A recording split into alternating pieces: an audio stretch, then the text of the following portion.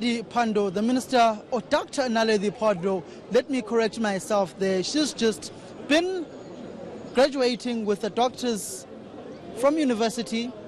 She's Dr. Naledi Pandor, possibly the incoming Deputy President of the Republic of South Africa. And I'm going to throw that question immediately. Dr. Naledi Pandor, have you received that call of those 13 blue lights taking you to the union buildings? Well, I wouldn't give a reply to such a question. Any appointment to cabinet is the prerogative of the president, and this is all just a wild speculation. So let's wait on the president and let him announce his cabinet. Is there any truth to the speculation? Speculation is speculation. So you're not confirming nor denying it? I'm not confirming, no denying. I don't think these are matters that we should entertain. Our tradition in the African National Congress is we do await the president who has responsibility with respect to this, and he'll be the one that makes the appropriate announcements. Dr. Pandor, the president is being inaugurated today. Many South Africans have high hopes.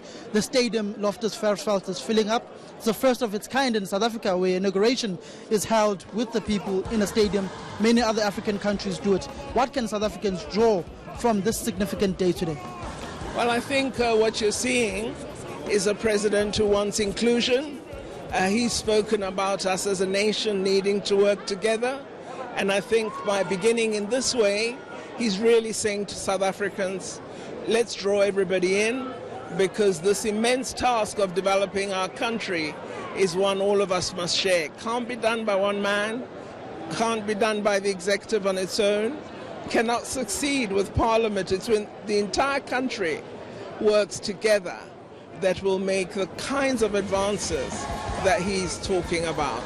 When you speak about a country that's envisaged another dream, another way of doing things, you look at the Speaker, Thandi Modise, and how she spoke about Parliament being an area where to advance the poorest of the poor's issues, to seek and to serve South Africans rather than be self-serving, to hold the executive accountable. This is a totally different language that's now being spoken as compared to 2-3 years ago by the very same government.